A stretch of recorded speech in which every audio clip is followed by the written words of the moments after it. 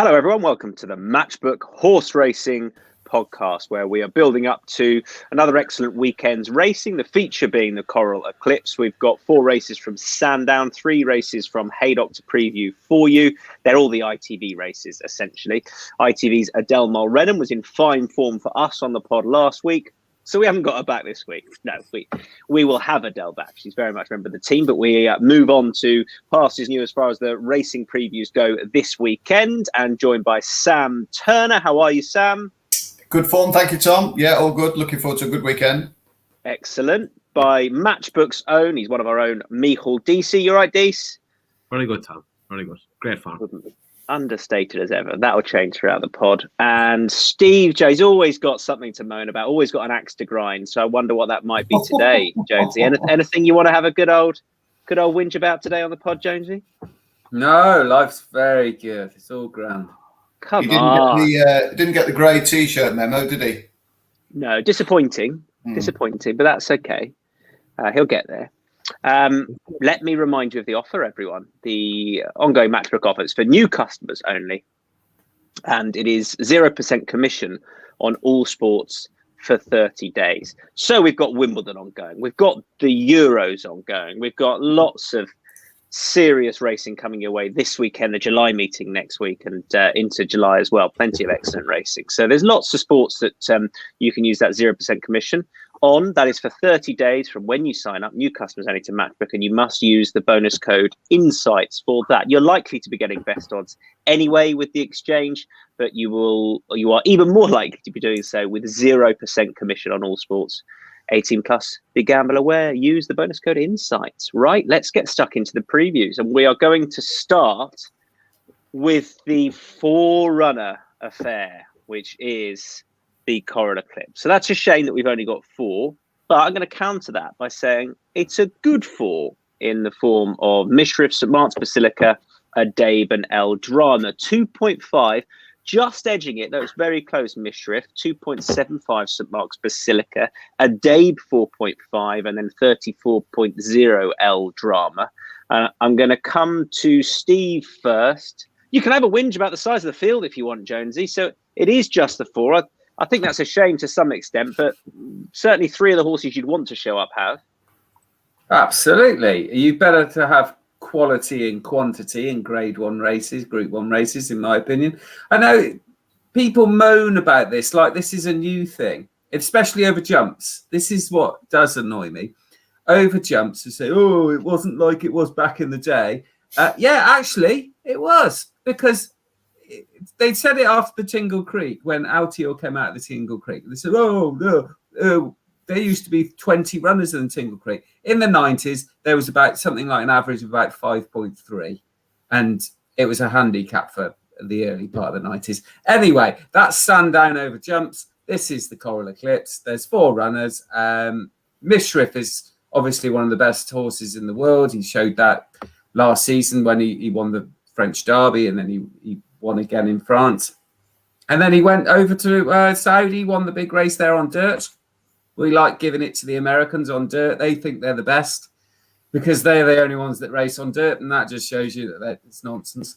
And then went to Meydan, won over a mile and a half. So he's a really top-notcher. And the thing with Micheál is he has the potential to be even better as a 4-year-old, because he wasn't really over-raced. He wasn't thrown into all the Derby at Epsom or the races after that. He was quite a low-key kind of profile. Maybe that was designed so he could get going in Saudi and then in Dubai. I don't know, but it certainly paid off, and I think he's got a great chance here. I think since St Mark's Basilica is interesting because he was obviously very impressive in the French Derby last time. That was on much softer ground, and there's going to be a bit of juice in the ground, but all his form is soft ground.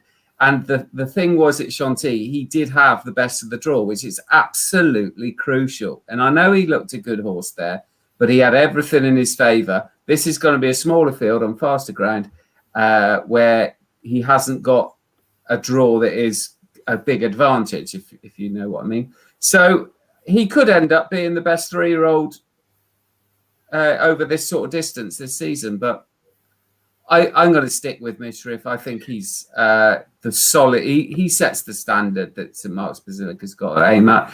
I think the ground would be too quick for Adib and El Drama, although interesting. He didn't have a very good draw in France last time, so you can sort of forgive him that. But Micheál sets a decent standard for them to aim for. I wouldn't get overexcited because 4-runner races and short prizes isn't my kind of thing, but I think it would.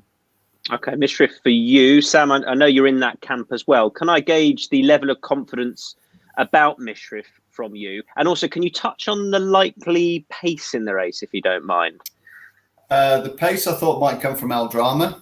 I thought he was one of the more likely to slide along. If he didn't want to, I'd be more than happy if Frankie Dettori wanted to do it on Micheál, given he's quite a long striding individual, and this track does suit those sort of horses. So I wouldn't be too concerned if Frankie went on and made it, given that he's a tactical genius. And that's probably why I've just come down on Micheál's favour, really. I mean, that Newmarket performance where he beat Vulcan Star, the sectionals and overall time of that race just already screamed that he was going to be a superstar, this horse. And so it's proved. And it's good to see the form from Meydan as well, working out really well. The second and third have both come out and won Group 1 subsequently, just to really boost and enhance that form. And that was a tremendous performance in the saddle as well from David Egan, who can count himself more than a little unlucky that he doesn't ride. Sam, I'm going to stop you there just for the sake of I've got David Egan as riding, and now because I think David Egan's been declared on the course. I must have been of course. I must have been looking at an early race card. Yes, he is riding. So I think it was before Dex. I think. At one point, Frankie was jocked up, but I think David Egan has now been confirmed as riding. Go on. Rewind the last 15 seconds. David Egan, the tactical masterclass and genius in the saddle.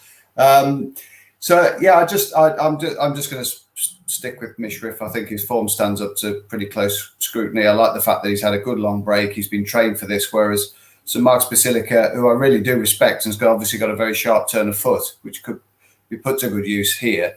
I wouldn't say it's an afterthought for him, but he hasn't been trained specifically for this race. He's been asked to peak a couple of times this spring already, or early summer, whereas I think Micheál has just been kept for this race after having that brutal affair out in Meydan.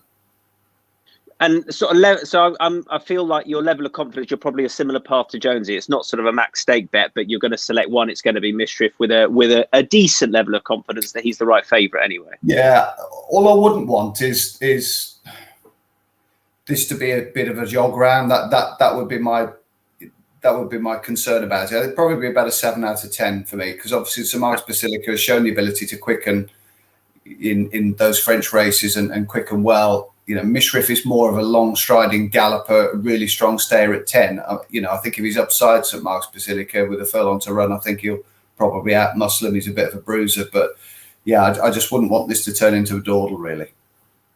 Deasy, your team Micheál as well?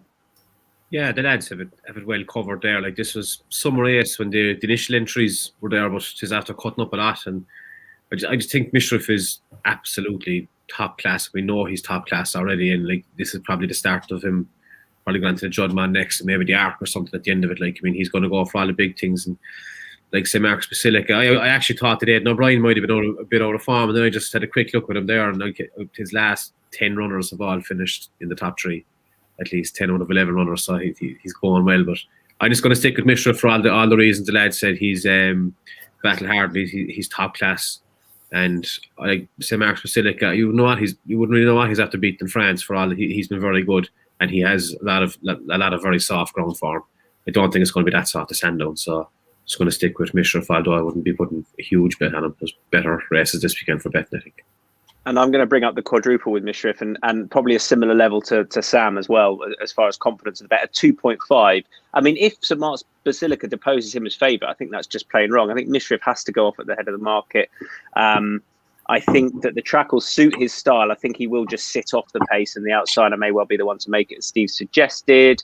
The fact that he was versatile enough to go and put it up to a horse like Charlatan on the front end on dirt out in Saudi, and then sit off the pace, a completely different tempo race over 1.5 miles and win it's Meydan. It's just unreal for a horse to be able to do that. He is definitely the most solid option. And if it's not genuinely soft ground, I half feel that probably regret saying this, but you've got to put a line through a day, because I don't see him beating the other two horses on not his absolutely out and out preferred surface. Frawley's he's a very good horse, and I think Mistress the one, and I don't really have a huge amount to add. Let's kick on then to go back to the start of the day, the Sprint Stakes, registered as the Sprint Stakes, also known as the Coral Charge, and nice big field we've got for this, with Arecibo at the top of the betting, 4.33, Came from the Dark 5.5, Lazuli 6.0, Keep Busy 7.0, 10.0 Atalis Bay. Then we're into the bigger double figures. And Sam, I want to come straight back to you if I can, because Arecibo, he was one of your more than a handful of massive priced places at the Royal Meeting. Yeah, and that's the time I really want to be back in Arecibo, really, albeit he has turned over a new leaf for new connections. I think Robert Cowell's done a smashing job with him this year. Wouldn't say he's turned into a winning machine, but he's not far off.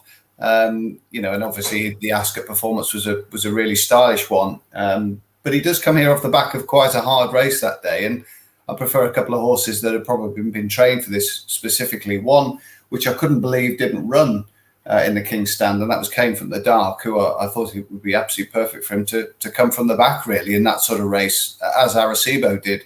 I backed him anti-post, but for whatever reason he didn't run. Comes here instead, closely matched with Lazuli from the Palace House at Newmarket.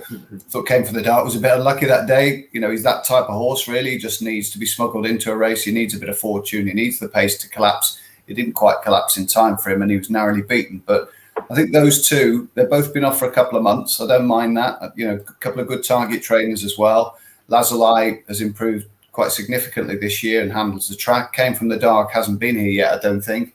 But I think this venue will suit him. They'll go $1 million up front. And if he can weave his way through under Tom Marcan from a wider draw, I think he'll go well. So I'd probably have a split stakes approach on the pair of them, really, about 6.0 or perhaps a bit bigger.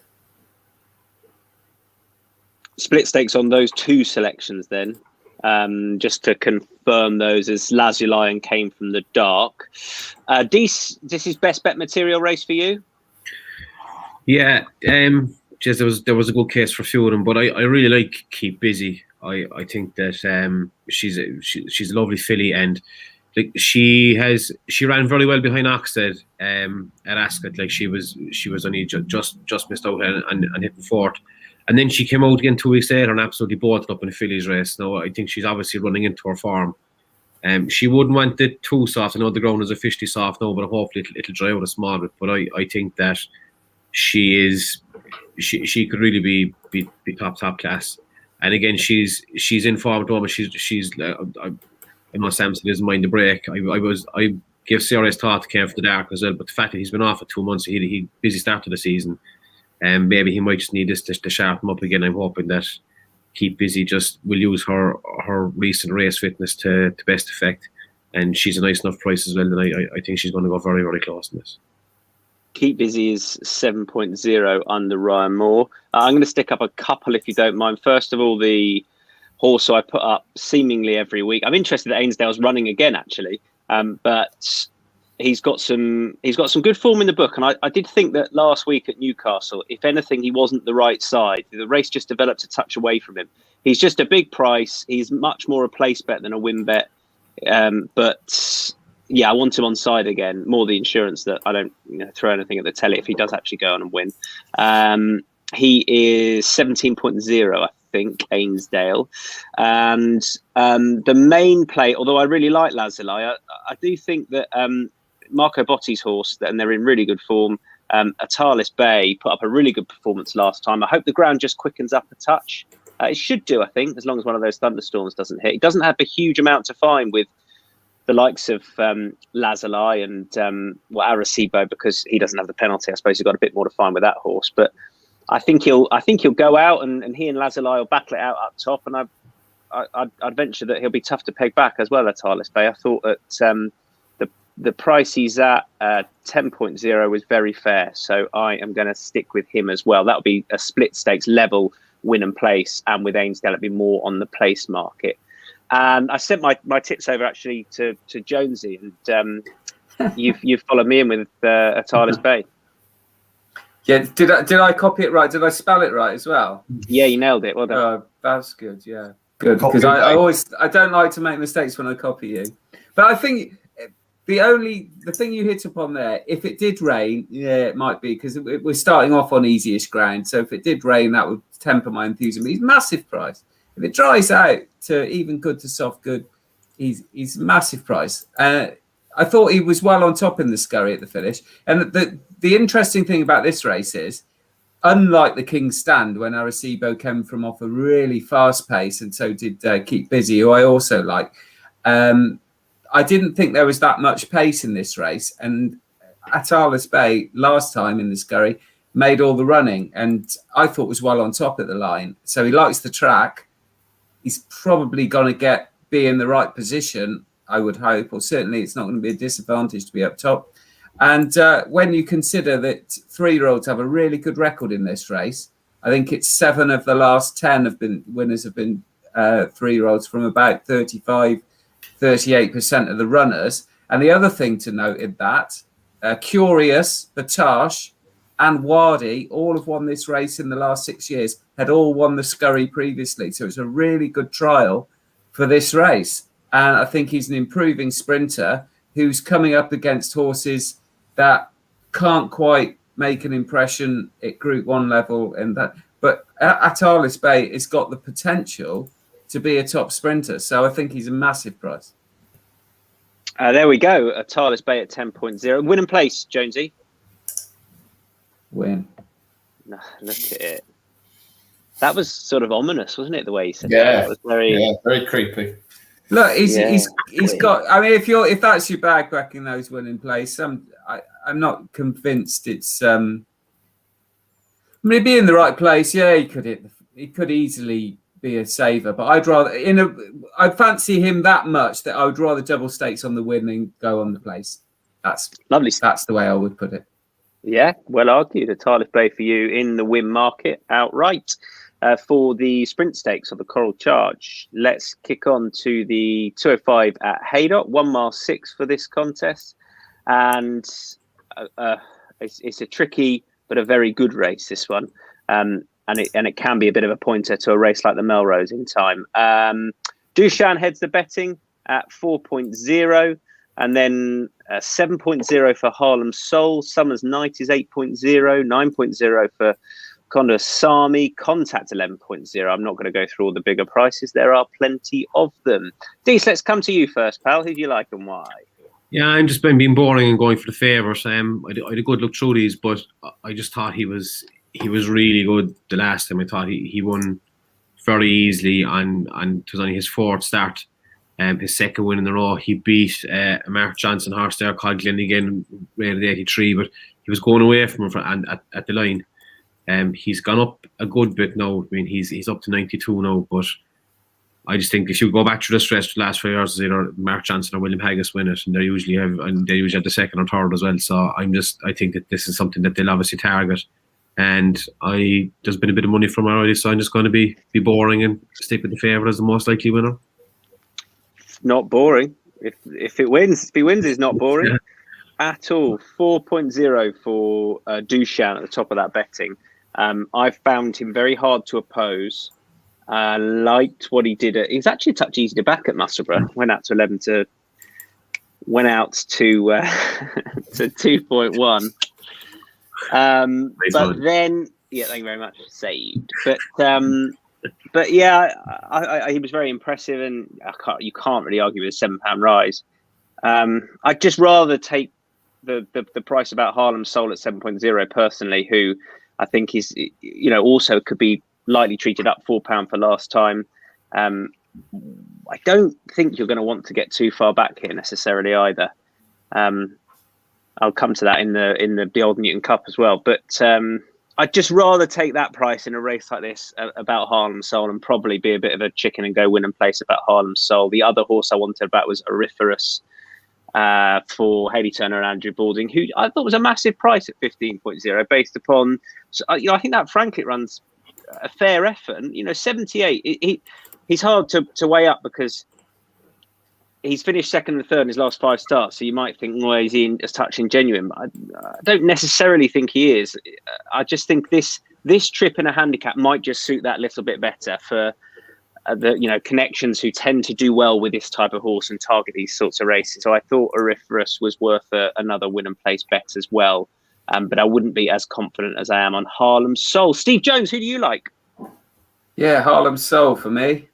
There's a shot. I'm joining you down with the Harlem Soul. I'm sure my moves are a lot better than yours. I would imagine so. Sure to be. But I think Mark Johnson's... Moves or moves?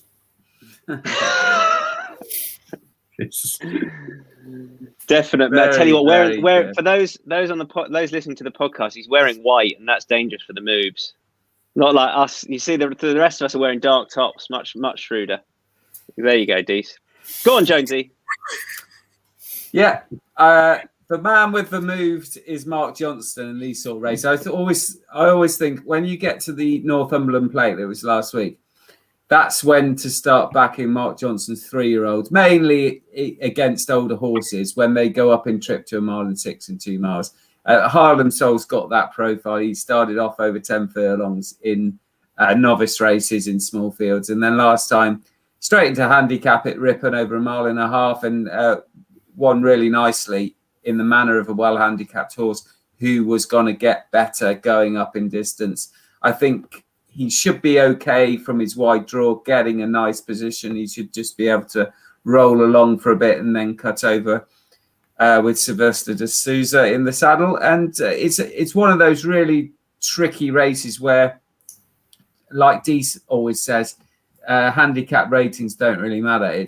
It's finding the progressive horse who's going to improve the most going up to 1 mile and 6. And Mark Johnson's won this a couple of times in the last 3 years. William Haggis, interestingly, won it last year, who has the favourite, who I can also see running well. But Harlem Soul might just be able to get rolling along and be just too well handicapped to be caught. Harlem Soul for you, and it's saving the best bet till last as far as this race preview goes. Sam, who do you like?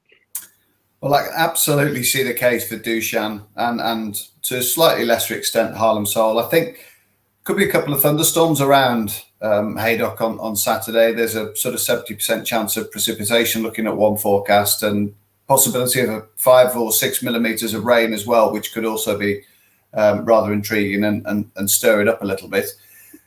The one horse I like is Tashkan. I must admit, I think he's a little bit overpriced at 15.0. Harry Russell's back on. He was on his penultimate start when he beat Chalkstream very comfortably over 1.25 miles, looking for all the world as though he really needed a step up in trip that day. He was just always at him a little bit to try and quicken and lengthen, and he did eventually. I mean, he's a very stoutly bred individual, an Aga Khan bred horse, started life with Emmett Mullins and switched to Brian Ellison. I think last time at Ascot, he didn't really have a chance. He was drawn in box 1 in that handicap. And as we know, the wide numbers over that trip are much better favoured. And I think the first 5 home was 17, 11, 21, 10, 15. So both him and Nagano did really well from the 1 and 2 boxes to even finish in the first 9 or 10. I thought he was staying on quite tidily at the end, considering the position he was in, turning for home. I think the 1 mile and 6 will suit him. Back to Haydock will suit him. He's got a reasonably nice draw in 7 here. Bit of cuts in the ground won't inconvenience either. He's a born to see. He's coped well with soft ground at Haydock before now. He's got the course form in the book already. Harry Russell gets on well with him. I just think he's a very fair price at 15.0. So I'll back him win and place, I think. Yeah, and I've rather given away your best bet, but a strong selection for you there. And disclaimer. Sorry about that. But yeah, 15.0, as you say, for Tashkan, Harry Russell and Brian Ellison. All done on the 1 mile 6 furlong handicap. Let's kick on to the next. So we're going back to Sandown. This is the challenge handicap over the mile. And at the top of the betting is Montatham, who is 6.5. Another open contest. They're 6.5. Acquitted running in it again is 8.5. 9.0 for Magical Morning. Pythagoras is 10.0. Ransom 11.0. And we are then off into the bigger prices. Jonesy, I'll let you kick off here so that you can accuse me of nicking your selection this time. Who do you like and why? I shall hold you to ransom on that because it's Ransom. Right at the bottom of the weights, a real Sir Micheál Stout special. Had one run last summer on the all-weather and it's been progressive this year. Won at Kempton. And then last time at Sandown on soft ground, much softer ground than it's hopefully going to be in this race. And I thought he ran a really nice race from the... He was certainly not as well positioned as the two in front of him, Dashing Roger and Saul Beach. And he stayed on like a horse that had more to offer and would appreciate a bit of better ground, I thought. And as long as it doesn't rain too much, I think Ransom's got a great chance. That was in the Whitsun Cup, which is quite often quite a good race. Probably a little bit too early to see how sound it's going to be, but the horses have come out of it that have run well. And that was the first run for Ransom on turf. So you would imagine that he's going to be progressive and he should get a nice pace to aim at. So he's got a lot in his favour. I mentioned he was bottom weight, which gives him the potential to be quite a long way ahead of his current handicap mark. So I think it's a bit of a chancy one because he hasn't yet shown the level of form that others have, but he hasn't really had the opportunity, and I think this is his opportunity, and I think he'll take it.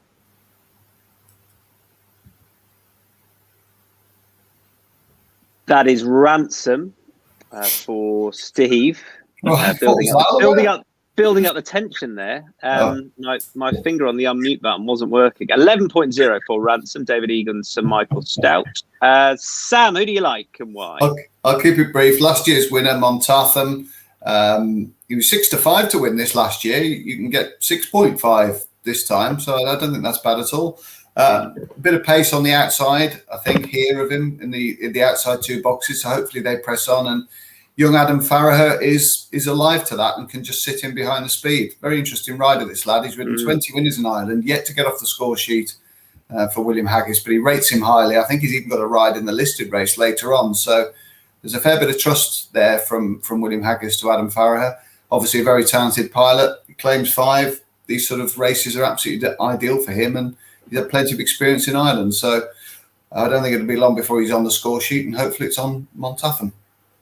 Yeah, rides Auntie Birdie in the Distaff, and Montatham. He's at 6.5, but I'll be honest, a slightly bigger price than I was expecting. Probably not my selection. DC, who do you like?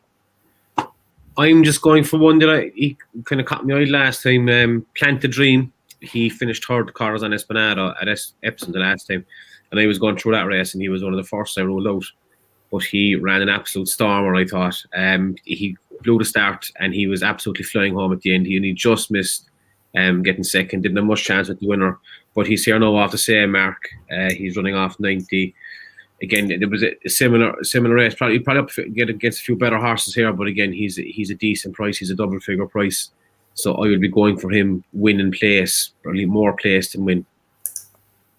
Plant a Dream for you is, has been supported as well, but a solid 15.0 round for Plant a Dream. Martin Doyle riding for John Best. I'm going to stick a couple up. I haven't got a bet in the Distaff, but I want to have a couple on side here. They're both Mark Johnston horses. Surprise, surprise. I don't think you're going to want to get too far back again in this contest. I thought, as Sam was pointing out, Maydani's probably going to come over and not be too far away from 14, and Marie's Diamond will come out of 13, and then you might have Magical Morning out of 11 on the front end. But I hope the two Johnson horses get in front of Frankie on Magical Morning, and I want to back both of them as well. I think they will definitely trade shorter than their current odds, 21.0 Maydani, which is a ridiculous price. And Marie's Diamond at 15.0, first ever start for Marie's Diamond in a handicap, off a mark of 105, should have ground to suit. I think this is probably his ideal trip as well. It definitely is for, I think, Maydani. I know he's won over further, but I'm quite like to see him attacking at this track over the mile. I think that could be really interesting off a mark of 100. If you look at that Goodwood run where he absolutely blitzed them, I know that was over the 10 off a mark of 90. And then it's just not really clicked since. He ran well at Newmarket on reappearance, and then last time was an absolute, it was shocking, really. He had no excuses there. But I will chance him again. I think 21.0. I get Mark Johnson horses wrong for fun, so why not? But he's a really big price, I think, to bounce back. So I thought he was particularly interesting. Are we all done on the challenge? Let's kick on to the 240 at Haydock. It's the Lancashire Oaks, and top of the betting is Alpinista, currently at 3.25. Mystery Angel is 6.5. 7.0 Dubai Fountain. Tribal Craft is 9.0. La Lune 12.0. Bigger prices the rest. We've got a couple in agreement here, and we'll start with Deasy. Couple for you. Yeah, the first one I fancied a few in this now, but I'm going to bring it down to two. The first one I thought was interesting was a Barani Star. Peter Schaffelheim's horse. She turned up at all the big meetings last year and had a go. Never quite got there. I think her best run was probably finishing just behind Frankly Darling at Ascot.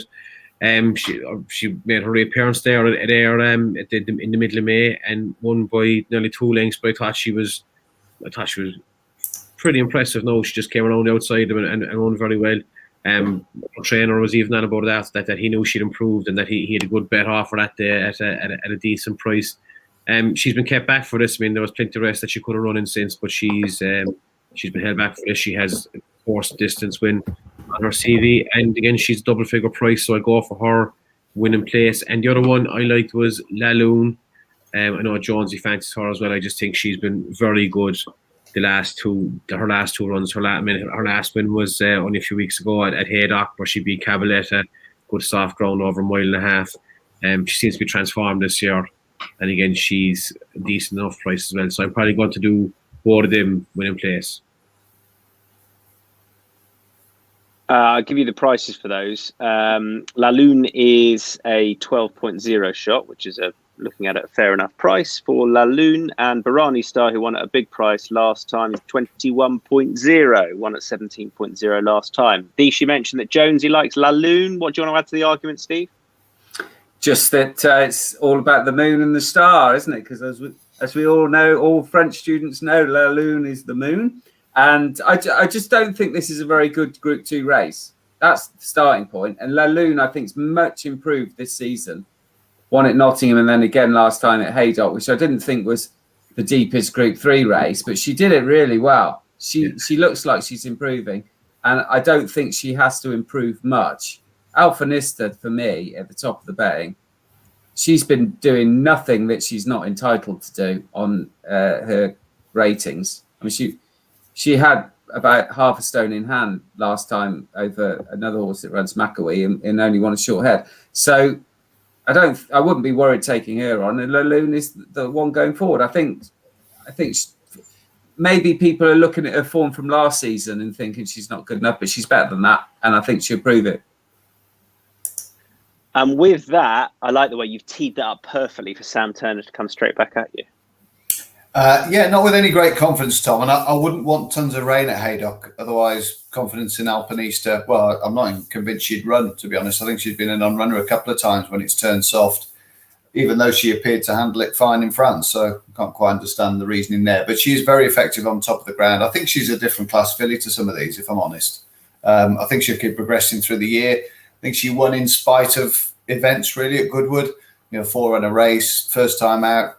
I think there's bigger fish to fry, most notably probably the Lily Langtree later in July back at Goodwood, 3 or 4 weeks' time. So this might well be a stepping stone to that. And I wouldn't be surprised if conditions weren't absolutely A1, whether they did pull her out. But hopefully she takes a chance. She obviously ran through to finish second to Love at York last year, and that's the standout piece of form in this race. It's how you rate that performance, really, whether you believe it or whether you just feel that she was best of a bad bunch in behind a star filly. But I think she does have some potential. She's from a late maturing family, and as we know, this trainer can do wonders with them as the season builds and their fitness builds. So I'll just take her nominally. It's not a race I particularly like as a betting medium. Alpinista, who's 3.25, Luke Morris and Sir Mark Prescott. And as I've mentioned already, I was struggling for an out-and-out play here. But I do think win and place Mystery Angel is just worth a pop. I just think she's a bit. Perhaps I would have doubts about the trip ever so slightly, and I know she was hammered by Snowfall, but she still finished second last time. I just thought she was entitled to be a tiny bit shorter based upon what she's achieved. I like what she did at Newmarket. I know the other fillies were a bit less experienced, but experience could count for a bit. And I like the fact that she'll race handy. I thought she was entitled to be a tiny bit shorter. Very small stakes win and place Mystery Angel for me. But dare I say the other guys might be a little bit more confident. Let's kick on. No, Sam perhaps not. Let's kick on to another fillies race. This is the Distaff, 3:00 at Sandown. Statement is a similar sort of price to that of Alpinista. Statement is a 3.25 shots. Then we've got Auntie Bridie. Not Auntie Birdie, we called her earlier. Auntie Bridie, Adam Farrah and William Haggis, 1 or 2 in the race for the Lale Stable, is a 8.0 shot. Aurea is a 8.0 shot, as is Ready to Venture. Seattle Rock 11.0 and Shine for You 11.0. Then we're into the slightly bigger prices. This is a race I really couldn't find a play in, unfortunately. Sam, I'll come straight back at you. More confident about this than the Lancashire Oaks, or not necessarily? Not necessarily, Tom. Considered my selection is probably 4 times the one of the Lancashire Oaks selection as well. But I got a bit of time for Statement. I thought she did what I didn't really expect her to do at Epsom. I did put her up that day, and she was incredibly well backed. And I was a bit concerned when the rains came on the Friday afternoon, going into Saturday, whether it was going to be sticky, old, tacky ground and it would really suit her. But the money kept coming for her. And one thing she did do, she was probably poorly positioned tactically the way the race panned out, but she did keep finding, and I think she lost her shoe as well. So I thought that was a creditable effort. This looks a really good opportunity for her. I certainly wouldn't be laying her, when you look back and see the alcohol-free performance and how that's worked out subsequently. So I'd probably have a little saver on her, but I'll take a chance win and place to small money on Aurea, who I think stepping back to the mile from a mile and a quarter last time at Newbury, that could be the making of. I thought she ran really well behind Creative Flair. Creative Flair has carried forward this season and progressed. Obviously, the York performance was pretty good. She looked like she was going to win that day until Prima Bacio went past her as if she was stood still. So I think that was another good performance. So there's no reason to believe she's not a very talented filly in her own right. And I thought Aurea has run perfectly creditably a couple of times behind her. So I think the mile here should suit her. And small win and place for the Balding team are in good nick at the moment. Dees, haven't you put up Aurea in the past, or am I making that up? No. I think Sam was on that week, I'd say. Someone has. Yeah. Anyway, we digress. Let's not look back to the past. Who do you like, Dees? Oh, this would be my weakest race now of the weekend. I'm gonna have a small little win play on both the Haggis horses, because when I saw they were both chopped up, and I'm sure James Doyle was chopped up on board of them earlier in the week. I was like, okay, one of these now is the one, and like William Haggis over the last 2 years, I'd said it would be a good run out of both of them, and they're both entered. Tom Marquand is on Ready to Venture. Ready to Venture was absolutely backed off the boards last time at Goodwood, but it was absolutely terrible conditions. There was a race that Ad Infinitum won. And I actually put up Ad Infinitum in Ascot, and I remember just saying in it like that. She comes up and she gets to the cutaway and it kind of opens up to the side. You can actually see the wind nearly blowing her off course. It was horrible condition that day. And Ready to Venture just didn't run at all. But she was back from, I think she opened up at about 4.0 and ended up going off, I think about 2.6 that. Like, so there was a fair old punt on her. She must be a good horse. The other one then, Auntie Bridie, is an ex-Jim Bulger horse. This is her second run for William Haggis. She has actually, if you look at her maiden, she won her maiden in the Curragh, and just to name out a few of the horses behind her there, you have Willow, Snowfall, Elijah. There's a few good horses in there. No, it was only a maiden. They probably weren't wound up, but she could be anything. So I'm going to have a little small win bet on board. Fair enough. Small win bet on both for you. And Jonesy, you more positive about this as a betting heat than the other lads? No, not really. Good. I couldn't find anything to take Statement on because I kept on going back to that form in the Fred Darling when she was beaten a short head by Alcohol Free. And it wasn't just the fact that Alcohol Free went on to win the Coronation Stakes. The third there, the Dream, ran very well in the Jersey, went third, and Primo Bacchio was fourth, won a listed race next time. So that's red hot. And then ran in the Guineas when it didn't run too bad, but probably slightly out of the depth and probably went a little bit too hard as well. And last time I thought that was purely because Statements started quite slowly. And as Sam mentioned earlier, was just badly positioned at Epsom, where when you go no pace at Epsom around the bend and down the hill, it's impossible to come from off the pace. So I think Statement's very solid at the head of the fairs. The interesting thing with Statement, I was looking at Martin Mead, see if he was in any form, and he hasn't had many winners this year, and that the sole reason is because he hasn't had many runners. He's had 32 runners since in the last 3 months. Lost a few horses. Yeah, well, he lost a few with the Phoenix chap, didn't he? So yeah, but that's a kind of a small stable, not someone who in the last couple of 3 years, Martin Mead looked like he was going to break into the big time. But nearly won an Irish Derby, didn't he, at the weekend, I suppose? Yeah, absolutely. I mean, the quality's there, but there's just the quantity isn't. And I think Statement's got a good chance. It's solid, and I think it'll give him a winner.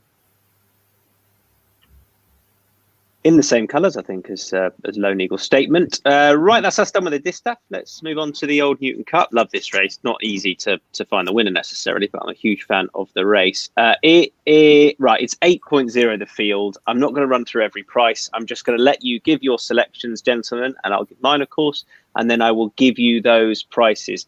Steve, I should come to you first because you're probably more confident than anyone here. Off you go. Well, I'm going for all the doubles because it's double A, double D, double EY.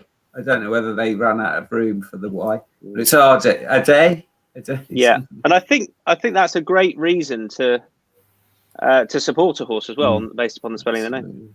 Absolutely, because you can leave your finger on the key a little bit longer, twice as long, in fact. But no, I think this horse has got a great chance. I think people might be a little bit harsh on this horse at Royal Ascot in the Duke of Edinburgh Stakes when a day was well fancied, but that was on the Friday when the ground was at its worst and it was horrendous. And a day didn't run bad, only beaten 5 lengths in 5th, but obviously a little bit better was expected. I didn't think a day was completely enjoying the ground. Goes on soft, but it was pretty horrendous that day. And the previous form, I like a lot. I know he went up quite a lot in the handicap for winning at Newmarket, but he certainly deserved to. He went up £13, but he looked a real prospect that day. And I think this is the perfect race for him. And Simon and Ed Crisford in good form. They've decided to take £3 off with Mark Crean, who's a very good apprentice, who has been riding plenty of winners. So I think a day has got a lot in his favour. Is it just the one for you? Got another one? No, just the one. Just the one. Okay, lovely stuff. I'm taking you on with a horse who I'd be quite confident that Zabeel Champion is a very good win and place bet. Heavy ground last time perhaps didn't suit, but also Ascot I don't necessarily think would be his bag. The Global Storm form we know is very good, and I was quite impressed with what he did that day and how he did it. I hope that we've got drying ground at Haydock and some of those storms don't materialise, because he's a good moving horse who looks better on quick ground. And I really don't like horses that get too far back as a rule in this race. I know the winner last year came from sort of mid-div, but Kelly's Dina, I think Rainbow Rebel wasn't too far away. I can't see an absolute bundle of pace on necessarily either. I think Zabeel Champion will get a nice sit, and I would be really disappointed if he was out of the fort. So Zabeel Champion 10.0 win and place. A day, incidentally, is a point bigger at 11.0. And I'd also have a nibble at 15.0 win and place on My Frankel, who was disappointing last time, but sort of good to soft, loose on top ground at York. I'll forgive any horse. Otherwise, on a sound surface, he's got very solid form and he's very consistent as well. Ascot was a disappointment, but he came back lame This was 3 starts ago. Otherwise, he's pretty consistent and very unexposed at this sort of trip. He's drawn 15, which may or may not be ideal. But like I said, there's not a bundle of pace on. Kelly's Dino, I think, won this from a very wide draw 18. So win and place for my Frankel. But main selection is a Beal champion. Micheál, Deasy. I have a few picked out in this. I'm just going to put up one thing there. Sir Mark Prescott has 3 entries at Haydock there now on Saturday. Summer's Night, Alpinista, and Longsider here. Longsider was very well punted for the Northumberland plate, but I think he was pulled out because he had a little bit of a setback. But here he is. Wouldn't put anyone off a little Trixie and the 3 of them. Hopefully he'll bring up a double because he could have been lining this up for a long time. They all have chances. The one I'm looking at this is Alan King's horse, Midnight's Legacy. He has a good record at Haydock, which I always look for when I'm backing horses at Haydock. And he won well at Epsom last time, beating Soho Sizzle. Now Soho Sizzle kind of threw it away to started very slowly, but flew home. But I thought Midnight's Legacy came around the field. I thought he was very good value for his win. I think he's going to be about prices on about 10.0. Yep, nodding away. You'll give me a bit of 10.0. Thanks very much. I think he's just me. Yeah, I think he's a nice bet for this as well. Another one I'll give a shout to as well is the Trader, another Mark Johnson horse. Finished 3rd in this race last year off the exact same mark. He's been busy this year. I think this is his 3rd or 4th run, but he's going to be a nice big price. He's going to be, I'd say, 20s, 21.0. So a very small win and place on him as well. But the main one would be Midnight's Legacy. I've just refreshed the market there. You can have 12.0 Midnight's Legacy. Oh, better again. And 26.0 the Trader, who I toyed with but chickened out of in the end. Midnight's Legacy for you and for Sam Turner. Yeah, I put Soto Sizzler up at Epsom, and for all the reasons that Deasy's just outlined, he was perhaps a shade unfortunate, but this horse has absolutely powered past him in the last 100 yards, and that's a characteristic of his performances, really. Just gets wound up, and that long straight at Haydock with a little bit of juice in the ground seems to suit him ideally. The only time that he's been beaten in 3 starts there was where he just didn't seem to get the mile and 6. He was the last one off the bridle with a couple of furlongs to run, and then just faded quite tamely. But I think 1.5 miles, strong pace, decent size field, so he can be smuggled away. He'll sit fairly handy as well, just to answer Jonesy's point there about horses that are ridden pretty prominently here having a better record. So hopefully he's got all those boxes ticked as well. Gets on well for Martin Harley. So I don't think there's not a lot not to like about Alan King's horse here. I think he's still progressive. I think he's going the right way. He handles the track well, handles ground, trips no problem. Strong pace should be ideal for him. So yeah, he's got a lot of positives from me. I am worried about a day because I put it up at Ascot, and James Doyle came on before racing that day and said that he felt that the ground would be against him. So I was really encouraged to see him run quite so well and finish 5th. I don't think he was knocked about either. It was a bit of a run where, if you're good enough, go and win. If you're not, then let's not hammer him because there's other targets later on in the season. So he's definitely one I still want to keep on side. And I might just have a small bet on him as well. But Midnight's Legacy would be the main play. Midnight's Legacy, the main play. And we've got a shout for a day already. I'm going to bring in Giles's question there if I can, just because it relates to Midnight Legacy. Whether the rise in the weights will be too much for him, we don't know yet. But Midnight's Legacy falls in the highly likely to run well category. So there we are. That fits into that. And he was pretty impressive. Pretty impressive last time. Stephen Giles are bezies, aren't they? Get on ever so well. Right, we're done. That's it. We've time for the best bets. So I don't think anyone's going to be going Mishriff as a best bet for all with Team Mishriff. Best bet for Sam Turner this Saturday. 205 Haydock, Tashcan, Wooden Place. I think he emerged really well from a poor draw at Ascot. The stats tell you that the one box on that round track over that trip, a bit of a death knell for you, really. So I thought he ran extremely well. And back at Haydock, Upton trip, from a staying family, he should go well. 1 mile 6 furlong handicap Tashcan. DC, your best bet? Keep busy in the 5 furlong at Sandown, 150. Sprint Stakes, I think 7.0 we had for Keep Busy. Jonesy, your best bet? I'm going off piste. because I know Adele goes off piste and they usually win. So I'm going to try going off piste. It's in the 410 at Sandown. It's called Classical Wave. Came over from France earlier and made its British debut earlier this year for Peter Charalambo, who I've been practicing saying that for about an hour and a half. And he's joined Roger. This would be first run for Roger Varian, and looks a real good prospect for me. Good old Peter Charalambo. You get a few for him in Scrabble, wouldn't you? Tell you what, yeah. You'd have to have half the word already complete. Too many letters, wouldn't you? You'd have to have a bit of it. You'd have to have bus already in there, I think. Classical Wave for you in the 410 at Sandown. And there I was, all set to take you on because I thought you were going to go for our day in the Old Newton Cup. I'm going to go for Seville Champion, who's the best bet. It was nearly Maidani, actually. Another one for Mark Johnson at the prices. But I think Seville Champion, win and place, is a very solid bet in that Old Newton Cup. There we are. We are done. Sam Turner, thank you, sir. Just up. And nothing to say about Nuno? No? We're going to leave that. Yeah, good luck with him. You've just got rid of one sulky Portuguese, so you've now employed another one. So good luck with that. I think you summed that up perfectly. From one Wolves fan to one Spurs fan. DC, thank you very much indeed, pal. Thanks, my lads. Pleasure as always. And Jonesy, always a pleasure. And a lovely open you gave us to the show. I really enjoyed it. I love football fans.